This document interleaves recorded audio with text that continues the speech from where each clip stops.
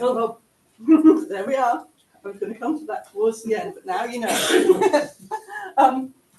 Volker's research interests lie in 20th century international history, and his work focuses on nationalism and borders, ethnic violence, humanitarian politics, international organizations, and foreign intervention.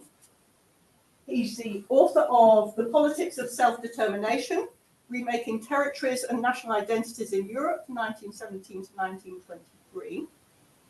And his current book project is entitled Breaching Sovereignty, Foreign Interventions in the Cold War. He's going to be talking a little bit about that work links to that today. He's one of the editors of a set of papers on the League of Nations and the United Nations that's recently been published online in the journal Interventions. Is that going to be hard copy at some point as well? That will be, it's going to take a while. Yeah, we'll get those hard. Eventually. Okay. So Volker's talk today then examines the extent to which the United Nations lived up to its original ambitions of securing international peace, how it dealt with failures and dead ends in the Cold War setting, dominated as it was by great power interest, and how the United Nations officials still sought to use grey zones to exert political influence and to ensure the growth of their organisation on multiple agencies.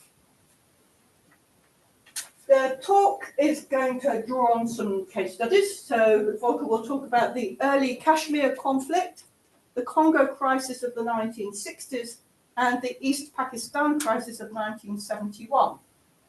So we examine shifting strategies in UN conflict management.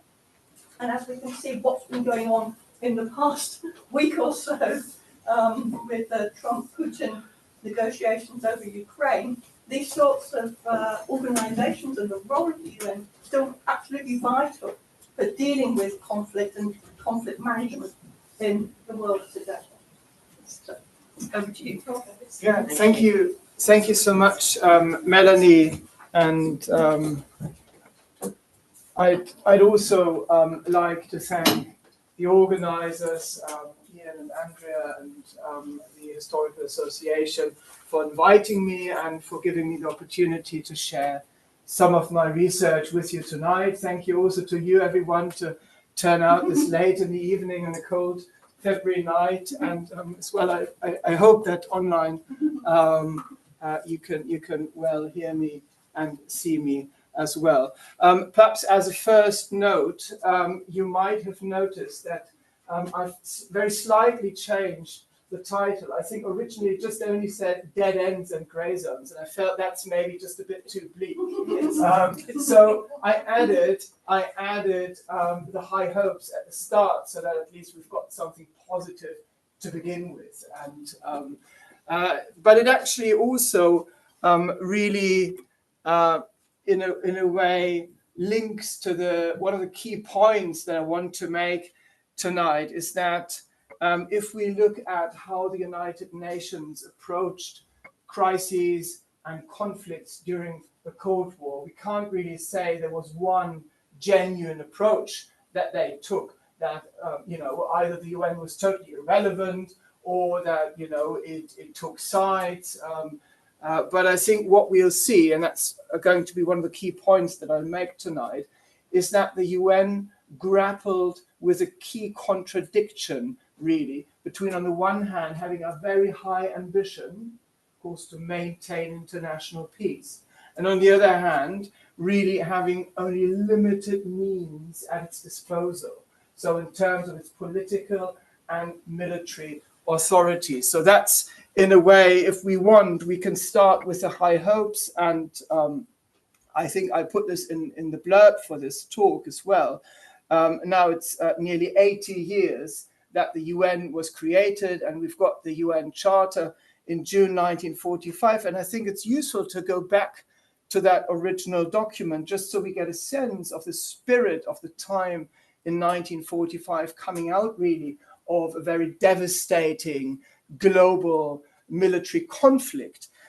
So according to the Charter of the United Nations, the purpose of that new organization was nothing less than to save succeeding generations from the scourge of war, to reaffirm faith in fundamental human rights, to ensure respect for the obligations arising from treaties and other sources of international law, and finally also to promote social progress and better standards of life and larger freedom.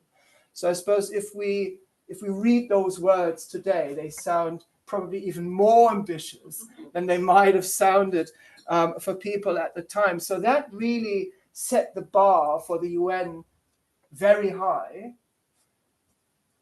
And I suppose one of the things that we are seeing in the early phase of the Cold War, so in the late 1940s, into the 1950s, into the early 1960s, is that the UN or many UN officials really take that ambition seriously.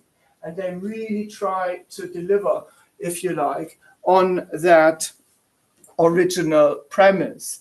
But then, and that brings me to the second part of the title, the UN very quickly, or UN officials very quickly find that they're, to some extent quite ill-equipped to deal with many of the major international conflicts and crises that they very quickly encounter.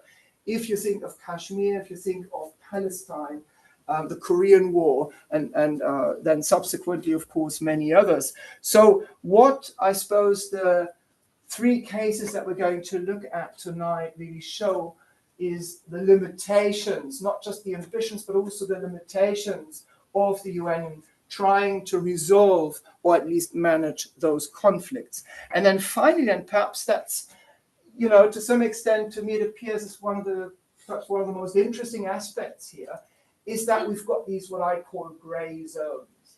So in several cases, UN officials, different UN agencies, they will feel like we need to find some sort of way around these obstacles.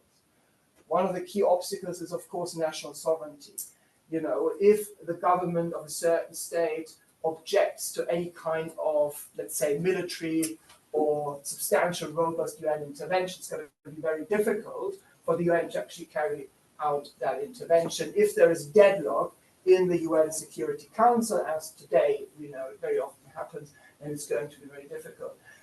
However, UN officials have been quite creative over the decades, particularly during the Cold War, to find ways around these sorts of obstacles. And then, of course, for us as historians, it's quite interesting to look at this and to try to ask ourselves what's the impact of these kinds of gray zones and trying to work around these obstacles. And as we'll see, the historical assessment has varied quite a lot, and one of the kind of key figures here is Dag Hammarskjöld, who was the UN Secretary General in the 1950s and then into the early 1960s, when he tragically lost his life actually in the Congo Crisis. So he for a very long time was seen as this kind of proactive, very positive figure who really tried to get things done. And historians have more recently been more critical of his role, because that kind of approach of trying to get around all those obstacles worked to undermine people's trust in the UN, people's trust in international law. And that, of course, in the longer run, can be quite devastating. So the aim really of this talk is to trace, if you like, the broader historical lines of United Nations conflict management, and to understand that the Cold War as such is not one homogeneous era, but we go actually through different phases during the Cold War in terms of development of what I call foreign intervention or conflict management. Now, of course, this is a very big field, it's a large field. I suppose every single one of the three cases would deserve its own, probably not just one talk, but several talks. So inevitably, I will have to be selective. I will have to be a little bit superficial as well, for the sake of just managing to get through this material and several decades, really. But I suppose that we'll still have some time towards the end in the Q&A. So if you've got particular questions on any of those cases, if you feel like there's another case that you would like to talk about, ask a question, how does this compare to something else, then that's very welcome as well. So that brings us to the first case study. So we're just going to look at this in a chronological order, and that is the Kashmir conflict that really breaks out, if you like, after the end of the Second World War, after the partition of India that happens in August 1947. And I would assume that most of you are by and large familiar where and what Kashmir is. What I want to highlight, first of all, is really different explanations of the causes or what caused the Kashmir dispute. And kind of an older trend in historiography and still, I suppose, a lot in popular debates is that, well, it was all about religious tensions. Or perhaps it's just an Indo-Pakistani conflict because, of course, it's a disputed area. And the bigger point that I want to make about Kashmir is that one of the key factors that not only gave rise to the conflict in the first place, but also worked to really entrench it to the point that today it looks like an irresolvable conflict, is that there was no mechanism how to deal with this crisis. Kashmir was a princely state, which means it wasn't under the direct rule of the British Empire. And legally, after the end of British rule, if the ruler of any of these princely states, and you can also see Hyderabad there and Junagadh, these were the three bigger ones, where the ruler did not decide to either join India or Pakistan after the end of British rule. So legally, Kashmir would actually become an independent state. And you can see, of course, that it was in a very kind of sensitive geopolitical region, close to China, close to the Soviet Union. And it was a region that was then coming under increasing pressure to join either India or Pakistan. And my point is that there was no agreed procedure to deal with this dispute, and there was no clear overarching authority to handle this. British imperialism had come to an end, right? So, of course, the first attempts to deal with Kashmir were still to some extent, a British political environment, right? So the British tried to mediate between the different sides and trying to work out a solution, but they never had the authority any longer, of course, in this post-colonial situation, to actually impose some sort of settlement. Next step was to move the issue to the United Nations, right? And even there, the problem was that what's going to be the procedure? How do we solve this question? Do we just say, well, it has a majority Muslim population of over 75%, so according to the British main principle of partition, the region should then go to Pakistan? Or do we say, well, actually, the Maharaja Hari Singh of Kashmir acceded to India, so that's kind of a different legal principle to say, well, it's actually Indian territory. Or, and this is what everyone then fundamentally agreed on, should we hold a plebiscite? Is this not a question of self-determination where the people themselves should decide? And it looks like, for a while, that this is something that most people would agree on. And this is, in fact, what the UN then tries to do. So fighting breaks out between, by and large, Indian and Pakistani-sponsored forces, I should say, towards the end of 1947, so only a couple of months after partition. There is a bit of short time where Britain tries to mediate, that doesn't work. There are bilateral talks, that doesn't work. And then India finally takes the matter to the United Nations with the hope that the UN is going to come out in favor of the Indian position, which is to say the region joined India, the invasion by irregular forces that already is happening at the time from the Pakistani side, that is an aggression by Pakistan against Indian sovereignty. So the UN is essentially asked to come in and to rule in India's favor, but it doesn't do that. To the contrary, it in a way reinterprets the conflict and says, no, this is an Indo-Pakistani issue. And also we need to solve this by way of self-determination, by way of carrying out a plebiscite. There had been other cases of plebiscite in the wider region, so there were some precedents for that. And so the UN Security Council sets up what's called the United Nations Commission for India and Pakistan, which you can see here on that image. So this is a group of international diplomats, really, that are then sent down to South Asia to study the issue, to start negotiating with the different parties and trying to work out a plan for a plebiscite, right? It sounds quite straightforward. And then the question really is, why didn't that work? Because Nehru agreed on a plebiscite, the Pakistani side agreed on a plebiscite. I suppose most people in Kashmir were also, of course, in favor of being consulted about this. The UN sponsored that. There was no great power conflict in the UN Security Council, so there wasn't any kind of Soviet veto, but still it didn't happen. And I suppose the key reason for that failure is that the UN did not really manage to implement its plan. So what I'm doing, or what I've done in my research now, is to look a bit closer at what the UN was doing. And I've been to, the UN archives, which is kind of a fairly small, surprisingly small room in New York. And you find the records of the UN Commission for India and Pakistan and the representative of the UN Secretary General for Kashmir, the Norwegian diplomat called Erik Kolban. And he kept a diary.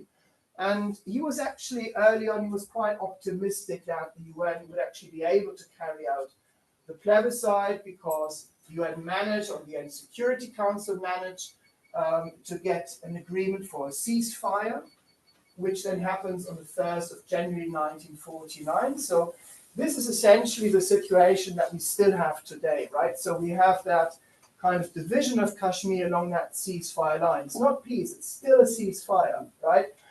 But at the time, the UN sees this as a step forward. Okay, so now we've got peace, right? And now we can start planning for the plebiscite. So only 2 weeks after that ceasefire, so on the 18th of January 1949, Erik Kolban writes in his diary, "I have no doubt that we should be able to solve the problem and overcome all the many and heavy difficulties still ahead of us."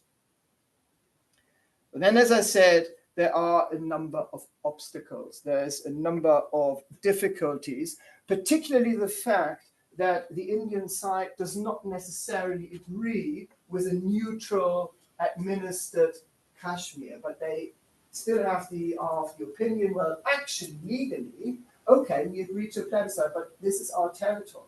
So we should, to a large extent, administer that region. Okay, we can reduce our troops. And behind that is kind of the acknowledgement on the Indian side, well, very likely we might actually not win that plebiscite. Of course, there is not any direct correlation between people's religious affiliation and their political preferences. We know that from many other plebiscites. But the general expectation on the Indian side was, well, it's going to be quite a difficult one. So they start trying to delay the plebiscite. The Pakistani side is also not very helpful in some instances. So the point is that the UN then encounters this kind of national suspicion and, kind of opposition to their plans. So that already actually before the ceasefire agreement, already in September 1948, Joseph Corbel, who is the chairman of the United Nations Commission in India and Pakistan, he comes to the conclusion, well, we have explored every avenue to find only dead ends. This is where the dead ends reference comes from. And Erik Kolban then in February 1950 also concludes, well, the solution, he writes in his diary, the solution of the Kashmir problem now seems very difficult. And there's an interesting book by Joseph Corbel, by the way. He's from Czechoslovakia. and then emigrates. Shortly later, 1948, I think, he emigrates to the United States. He's then the father of Madeleine Albright and has kind of a very strong impact on international relations studies in the United States. So he writes a book in 1954 about his experiences as part of that UN commission in Kashmir. And I think it's a really interesting read, actually, because it's quite balanced. And he lists a number of reasons why the UN failed. And he says, well, first of all, the UN Security Council was too slow. So they took months and months of debating the Kashmir issue until they, essentially came up with a resolution. And during all those months, the conflict just deepened, right? Because there was still fighting going on, because, we know from research into political conflicts, the more the different parties commit their resources to a conflict, the less likely they are, to just, leave things be. So they're kind of, the conflict just drags on and gets more and more entrenched. The stakes, in a way, are rising. Another problem that Korbel says was that the UN did not have sufficient authority. So the UN mandate, or the UN, if you want to call it intervention, was based on what's called Chapter 6. Is anyone studying international relations of the UN? Okay. So Chapter 6 essentially means that the UN has the authority to mediate and to use diplomacy to send observers, fact-finding missions, these sorts of things.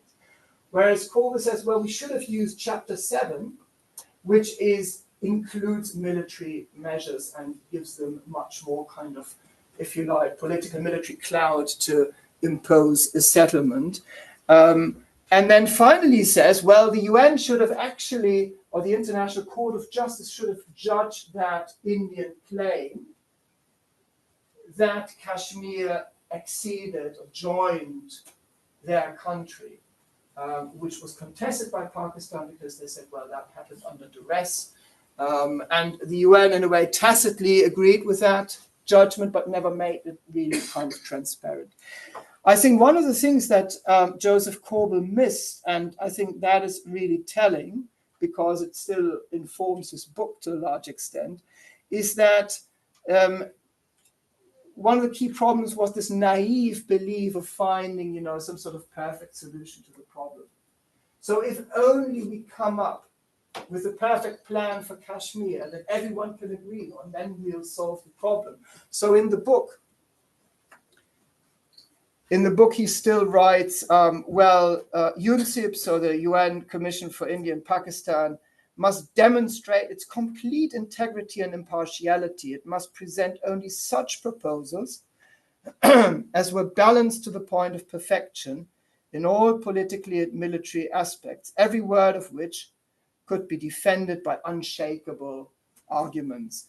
And I think that is really a good indication of the mood of this early phase of the UN, right? So they had all this moral impetus and the momentum. The Second World War had just come to an end.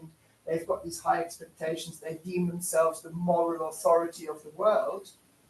So if we just go in and we come up with a really good solution, people will be persuaded. So there is an element of naivety there that really hampers UN or early UN conflict settlement. UN conflict management.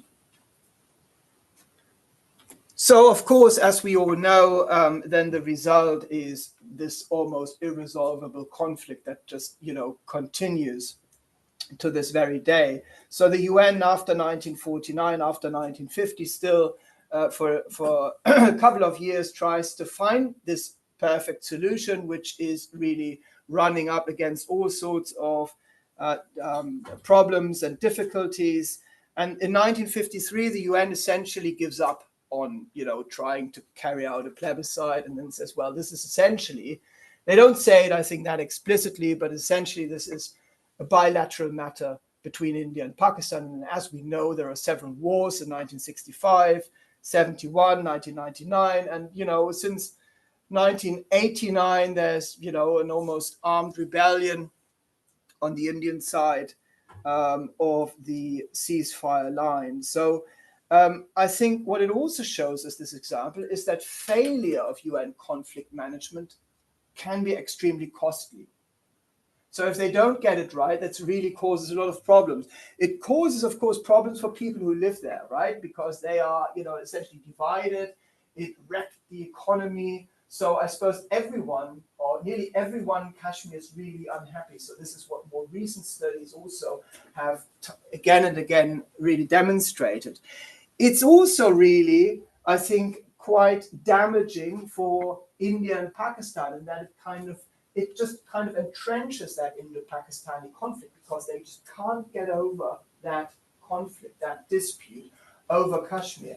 And I think what we see more recently is that it also undercuts democracy in both countries, or democratic tendencies, because essentially, at least on the Indian side, you've got almost this police state situation in the country that also then has an impact on how things are being handled inside India. And more broadly, in terms of the international level, we might say it's damaging because it shows the limitations of international UN conflict settlement. Why should any other state, for that matter, place any similar conflict in the hands of the UN, right? Shouldn't they just try and use force to solve that dispute, right? So it undermines general trust in international conflict management as well. So getting it wrong can have quite negative consequences.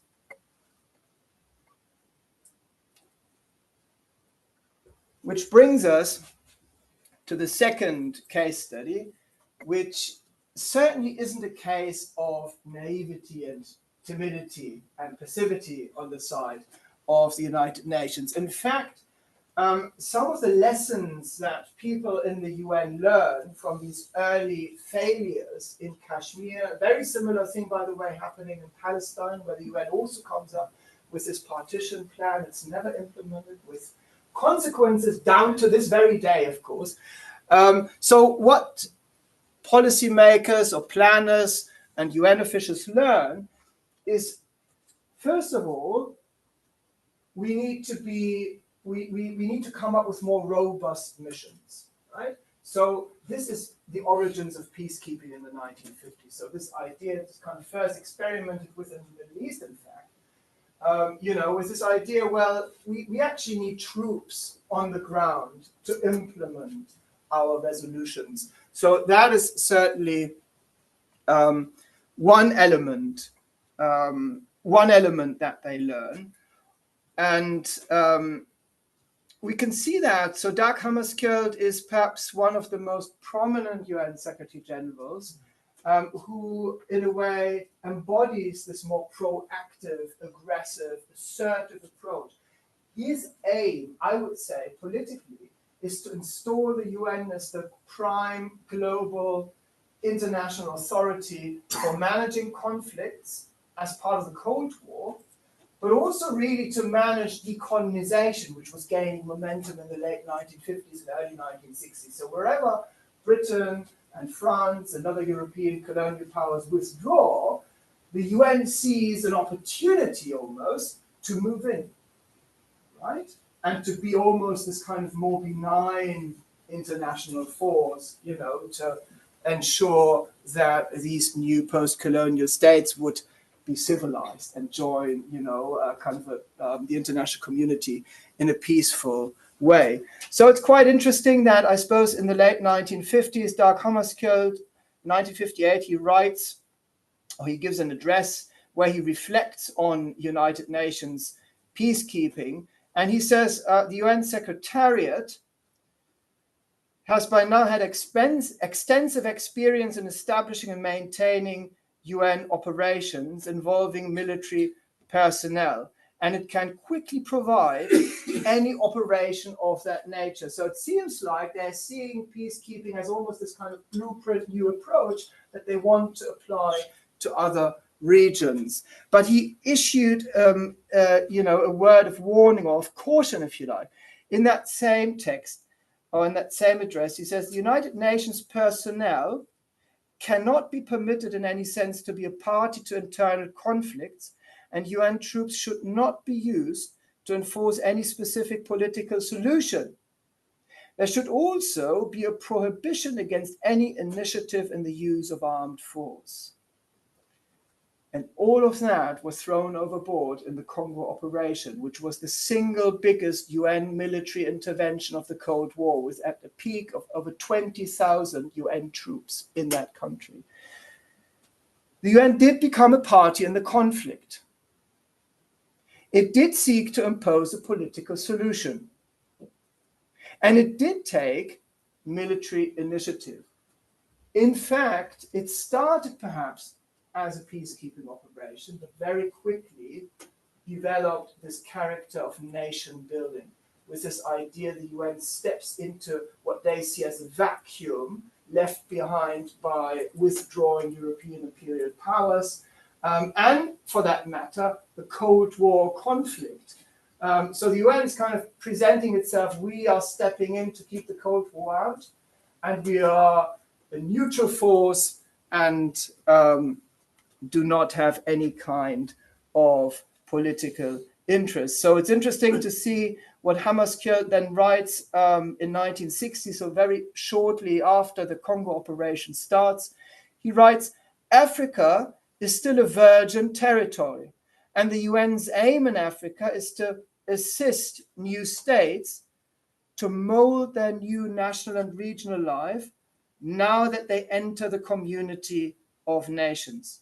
And he saw UN intervention as legitimate. So the way he justified UN intervention was because in his eyes, the UN was, I quote, a universal organization, neutral in the big power struggles over ideology and influence in the world, subordinated to the common will of the member governments, and free from any aspirations of its own power and influence over any group of nation or nation. So in a way, he's presenting the UN as this neutral, impartial organization that just wants to help and assist, and perhaps develop, modernize. But through the back door, if we study a conflict like the Congo Crisis more closely, the role the UN played there, through the back door, they introduced quite a political aim. And the political aim is to get rid of radical African nationalism. That's then represented by the first Congolese Prime Minister, Patrice Lumumba. And it's perhaps just a very, very quick historical context. So Congo was a Belgian colony ever since the late 19th century. It was one of the most brutal colonial regimes. And the Belgians did not really prepare Congo for independence until very late. So the decision to decolonize the country, to withdraw, comes only, I think, in 1958-59. So it's a very hasty withdrawal. Even so, elections are held. Patrice Lumumba's party wins the elections, and he turns out to be a fairly charismatic leader. And immediately, once the country becomes independent, starts clashing with the former Belgian colonial masters, because Belgium has this approach, well, after the independence, we will still essentially exert a lot of control over our former colony. And the way that this looks like is that they have a number of Belgian officers in the Congolese army who just stay there and tell their soldiers, well, things after independence are like before independence. You can't get promoted. You just stay here, right? So what happens is a mutiny. And many Congolese soldiers start taking their Belgian officers hostage, demanding promotion, demanding they leave. The response by Belgium is to say, we intervene to free the hostages. They say this is a humanitarian intervention because there is, law and order has broken down in Congo, so they can go in, so they can kind of portray themselves as this civilized, civilized outside, benevolent, benign, civilized outside power. But now, like in Kashmir, we are in a different situation. We are in a post-colonial setting, where this idea that you can just impose things from the outside just doesn't work anymore. Because then the Lumumba administration, they go to the UN and say this is a violation of national sovereignty. And what does Hammarskjöld do? Absolutely, fantastic opportunity. It only takes 3 days or 4 days for a UN Security Council resolution to be passed and for the first UN troops to arrive with the task of getting the Belgians out. So for Hammarskjöld, of course, this is a fantastic opportunity to showcase the power and authority and importance that the UN can play in these sorts of very difficult international post-colonial conflict situations. And like in Kashmir, the UN starts reinterpreting its mandate and the situation. So Lumumba wants the UN really to just go in, get the Belgians out, and maybe help him, secure national unity, because you've got in the south of the country a region called Katanga, which is very resource rich to this day. This is where most of the Belgian and also some British companies are based, mining companies, and they want to secede from the rest of the country. So there's this rebellion. They are being helped by these mostly South African white mercenaries, that are hired by a regional government in a way. So Lumumba wants to stop that. He wants the UN to go in there and help him maintain control over his country, get these international companies, either get them under control or get them out, right? Whereas the UN General Secretary, Dag Hammarskjöld, has a very different view. And it's interesting to look at his statements, internal statements about the UN force, because at some point Lumumba complains and says, well, in its intervention in the Congo, the United Nations is not to act as a neutral organization, but rather the Security Council is to place all its resources at the disposal of my government. It's a clash over authority. What is the authority in Congo, right? And Lumumba, of course, says, well, it's me, it's the Congolese government. And Hammarskjöld, in a way, obviously doesn't say that, but would say, well, actually, it's the United Nations now. And Hammarskjöld then says, the UN troops must be a serious and authoritative factor in the local situation, and any immobilism, or what he says, emasculated passivity, were not permissible. That sounds very different to what he just said 2 years earlier, that the UN troops should be passive and just neutral and so on. So this is what we call mission creep, right? So the UN goes in, ostensibly with this aim of, impartial aim of maybe restoring law and order, get the Belgians out and so on. And then it becomes this nation building exercise. So you've got UN officials in the administration because they say, well, there aren't any trained Congolese, so we have to do all the kind of legal work and so on. There is the UN troops that, so the UN almost to some extent takes over the country. And so there's a clash between Lumumba and Hammarskjöld that then leads to Lumumba being ousted from government, and then he's later assassinated in January 1961 by kind of a mixed Belgian-Congolese firing squad. Hammarskjöld then later also tragically loses his life in still quite mysterious circumstances sometime later. Anyway, so to cut a long story short, what we have in the Congo to some extent resembles Kashmir in that it's a superficial success, if we can call it a success. In fact, the UN intervention continues until the summer of 1964. So they're there for full 4 years until the UN is nearly bankrupt, until it's under severe pressure by the Soviet Union, by African states, who really say, well, what the UN is doing is imperialism, just by other means. The UN is really pushed by all sides. The Americans, the British are unhappy for other reasons as well. So in a way, the UN then needs to find a way to pull out, which they do in the summer of 1964, and they declare success. And there are still some political scientists, I don't know why, but they say, well, it was a success. maybe because the Congo then stayed in the Western camp after that. So as soon as the UN troops pull out, another ferocious civil war starts. There is a covert intervention by the Americans and the Belgians to ensure that their kind of side wins the war, which then happens.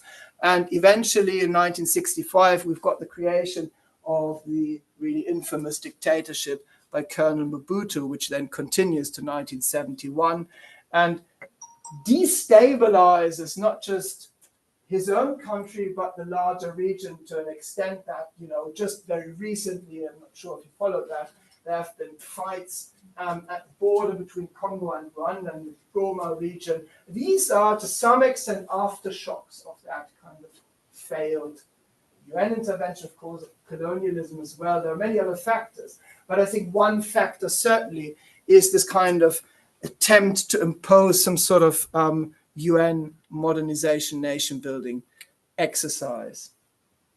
All right. So finally, we reach the final case, which is East Pakistan in 1971, which to some extent can be traced back to partition in 1947, because of course, in 1947, Pakistan is created with these two wings, right? So we've got the Western wing, what is today still Pakistan, and then we've got the Eastern wing, which today is Bangladesh. And it's not only quite an awkward geographical structure, but it's also an awkward political and cultural and economic structure, because East Pakistan then has a different culture, a different language, has different economic needs, whereas the state is very much dominated by Western Pakistani military, Western Pakistani politicians. There is a fairly early on a movement for autonomy in East Pakistan already in the late 40s, in the 50s and 60s, which really kind of gains momentum towards the end of the 1960s, by which time the Pakistani government surprisingly decides, or the government, actually the military decides, let's have fair and open elections. And that happens in late 1970. To the surprise of everyone, it's the East Pakistani Awami League, which is the autonomy party. They win the election in a landslide. In fact, because East Pakistan is more populous than West Pakistan, they actually won the absolute majority. They would, nominate the prime minister. And that's just too much for the West Pakistani establishment, for the military in particular. So there's a couple of months of negotiations, and then by March 1971, they started brutal crackdown on that autonomy movement, and that then generates, large scale, really exodus, if you like, of refugees. So you can see here, this is according to Indian figures, the number of refugees. So that's starting in April 1971, it really kind of skyrockets quite quickly to the sum of 7, 8, 9, 10 million people who just stream into neighboring India. At the same time, those who still stay are subjected to, large-scale atrocities and violence, to the point where there are charges of genocide in the summer of 1971. India has very strong incentives for intervention, right? Because you might say, oh, this gives us a perfect pretext, a really good reason to actually invade East Pakistan, to break up our country, and to change the power balance in South Asia. They don't intervene for a very long time. They would eventually do that in December 1971. But they are, of course, aware Pakistan is a member of the United Nations. We do have national sovereignty. We can't just go in, So what India tries to do is to forge this international alliance, to get the UN, to get, maybe a great power involved, or coalition of great powers, to put pressure on Pakistan to stop the violence and to allow for a degree of self-determination in East Pakistan. That doesn't happen because of, the timidity, at least for the UN, the timidity of the UN, because after that, devastating Congo experience, the approach is really to separate in the UN, to separate humanitarianism, so we can deliver food, we can deliver medicine, from trying to find political solutions to conflicts, which the UN then delegates to states. This, by the way, is still the approach that they have today. It leads to the crisis just, worsening and worsening. However, underneath that official level, if you like, the UN still tries to influence the conflict because it sends its UN High Commissioner for Refugees, UNHCR, into East Pakistan. So there's negotiations. And it's saying with this approach of, we're just going to help the destitute refugees in your country. And East Pakistan agrees, right? It's a bit similar to the situation in Gaza, Ukraine, where the UN is just trying to get some sort of humanitarian aid in. What's interesting about UNHCR, if you study the kind of now declassified UN correspondence, is that they very quickly try to, use aid as a leverage to find a way to find a political solution of the East Pakistan conflict along their lines. So their idea is we need to convince the East Pakistani or the Pakistani government to stop the violence, to make some reforms in order to allow the refugees back in order to get back to the status quo ante. So essentially to preserve the conservative international Cold War order, where borders matter, where national security really matters. And they do this, actually speak to local leaders, and just put the UNHCR director, Sadruddin Aga Khan here. He was a very ambitious UN official. In fact, he wanted to become the next UN Secretary General, which for several reasons didn't work out, but this kind of gives you the idea what he was trying to achieve. So he wanted to make UNHCR the major UN agency, which he succeeded in. It still is one of the biggest and most important UN agencies. And he then tried to work in a way with the Pakistani authorities. So just a statement by him where he said, the UN must be felt as a presence and must not appear to be an approval of actions by the Pakistani government. The Pakistani authorities must understand that while the United Nations was in East Pakistan to help them, the Pakistanis must help by ensuring proper behavior by the government and army representatives. So the idea is, we convince the Pakistani authorities to stop or, tone down the violence in order to ensure the return of the refugees. But of course, as is often the case with covert forms of intervention, these are quite limited.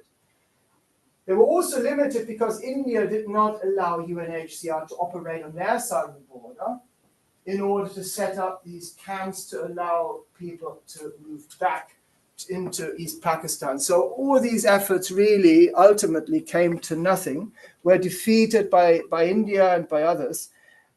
So that, again, one of the UN officials, Ismat Kitani, who happened to be the UN Secretary General's assistant for interagency affairs and was also involved in East Pakistan, he says, short of some effective, and important here is effective, some effective UN action and presence, the situation might well move towards an explosion that no one really seems to want.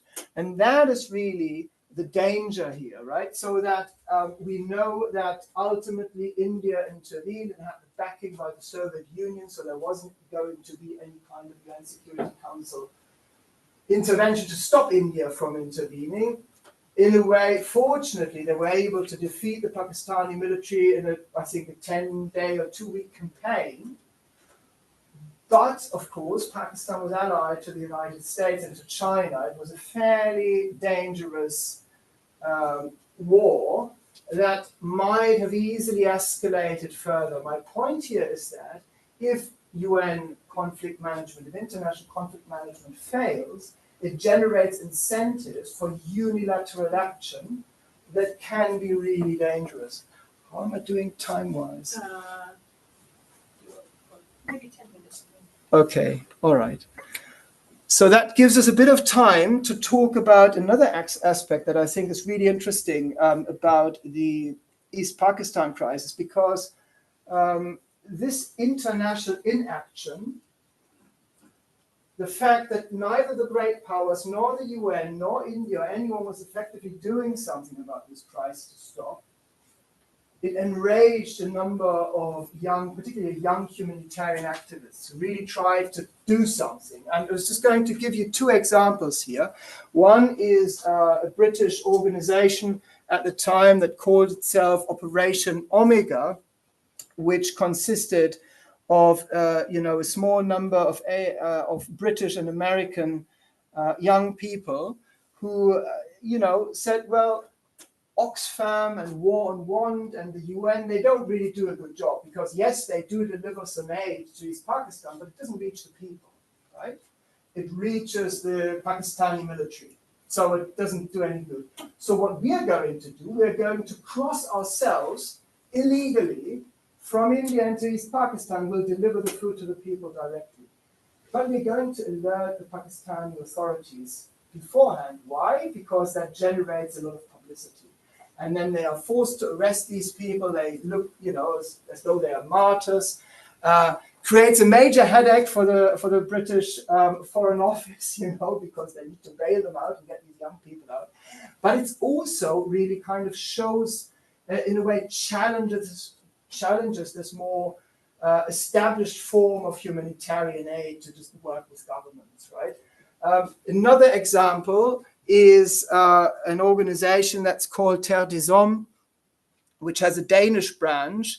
And the head of that Danish branch, which at the time is still fairly small, is a woman called Titte Bootfeld. I'm not quite sure about the pronunciation. Anyway, so that's something I found in the Indian archives, and I found this really fascinating. So I found a number of letters by that woman asking for the Indian government to send orphaned East Pakistani refugee children to Denmark to, into foster families. So she writes actually a letter directly to the Indian Prime Minister Indira Gandhi in September 1971 saying, many Danish families want to take a foster child for feeding up. Please, Indira Gandhi, help us help. And the reply by the Indian government is quite interesting. So they get back to her and say, these children are foreign nationals and are therefore not governed by our rules and regulations. It's also not possible to be certain which of the children are really orphans. So we can't just take some children and send them to Denmark, right? But that didn't stop Miss Bootfeld to try again. So, a couple of days later, she sends another letter. Let us try with, say, just 100. Another 10 days later, so no Indian reply. We have money to pay the flight. Nobody could blame you for lending us these children for feeding up. So that is an example I use with my students. And what kind of sense do you make of this? This is white savior complex, right? So this is kind of this idea. And I did a bit more research on that woman, and it's quite an interesting kind of sub-story, I suppose. But the bigger point I want to make, and why I call this rogue humanitarianism, is that there is this radicalized activism that's being generated by Cold War inaction. That people feel we need to do something about this crisis now, and if the established political and humanitarian channels are ineffective, we need to do something. So there is if you like, a productive, positive element in this activism, in that it raises awareness and it, in a way, challenges this, in a way, ineffective international system of conflict management. But of course, on the other hand, it also really undermines any existing diplomatic and other efforts to come to a conclusion or a settlement. And that also undermines, again, wider trust and belief what was left in international law. All right, I'm coming to the last part now, and would like to say a couple of words on the situation as it is today, because I suppose to some extent we are back to where we were in the 1970s, because I've just given you the two examples of the Ukraine war and then the Gaza war. And in both cases, the UN Secretary General Antonio Guterres visited these places. And in Ukraine, he said, well, war is terrible. And it's really bad what's going on. But he had no words to say about any sort of political solution, right? Or who caused the war? So who's to blame? What do we need to do? Then 2 years later, he is at the border crossing between Egypt and Gaza at Rafah. And his line of argument is we need to flood Gaza with humanitarian aid. He doesn't talk about a political solution. Does the UN even have the authority to do this? No, of course not, right? In turn, the UN is being attacked. It's being accused by Israel, by others, of collaborating with Hamas. And it's so the UN is in a very difficult situation. And I think this springs from this approach of separating aid or humanitarian aid from the actual core task of the UN, which is to solve political problems and to offer political solutions. Just some final reflections, perhaps, because so what we've seen, what we started off with was this contradiction, the high hopes of 1945, maybe this kind of idea, we need to build a better world, we need to create a United Nations. And this then leads to different, if you like, phases during the Cold War. So I would say we have a first phase of experimentation. So the UN goes in, it's rather naive. It tries to carry out a plebiscite in Kashmir. It tries to partition Palestine. Those things it would never think of today, right? If you just kind of imagine the city, they would say, no, this is completely unrealistic. But in 1945 and late 1940s, they try that. It doesn't work. They then see an opportunity in decolonization and the Cold War tensions to establish themselves as this kind of major third force in international politics. And that also, so they overreach, they overexpand. And then from the mid-60s or late 1960s, you see this kind of, if you like, withdrawal almost or contraction of this more political assertive role of the United Nations. And I think it's interesting that after the end of the Cold War, you have a similar cycle, right? So you have this boom in humanitarian interventions in the 1990s. The Cold War is over, right? You don't have that kind of deadlock in the UN Security Council anymore. There's this ideology of globalizations, borders don't really matter, sovereignty doesn't matter that much, so the UN is, experiences a boost. That lasts only till around 2011 with the Libyan intervention, and then, of course, ever since we see more kind of a withdrawal to a situation that's similar to the 1970s. So my conclusion would be, I wouldn't maybe necessarily call it a historical lesson, but I think one of the things we can take away from the study of UN conflict management, we don't just need more funds and money for the UN. We don't need more humanitarian aid. We need, a UN approach that's more effective, but also that's more legitimate. So there needs to be some sort of democratization of this conflict management approach. And you might say, well, this is really unrealistic, right? It's never going to happen. It's just, yeah, of course. But then what's the alternative, right? So if we look at recent initiatives, particularly by the new United States government, and, we're going to resolve in one day the Ukraine war, and we're going to build a Riviera or something in Gaza. So this sort of that's the alternative.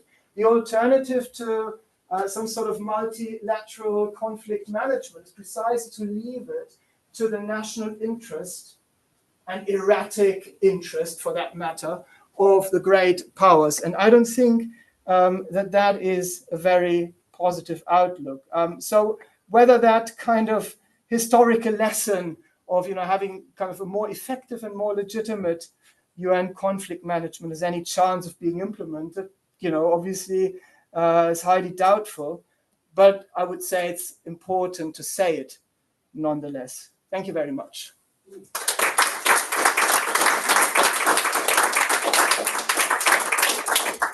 I did put on, if you like, some QR codes to 2 recent publications that this talk essentially is based on, which Melanie mentioned early on. So this is an introduction to a special journal issue that I edited with a number of colleagues. It's called A League of Nations and United Nations Interventions in Post-Imperial Crises and Conflicts. And it talks not just about the cases I just mentioned, it talks about China, it talks about Gaza, about Vietnam and other cases. And this is my article. This is open access, just in case you don't have any kind of access or subscription to that journal.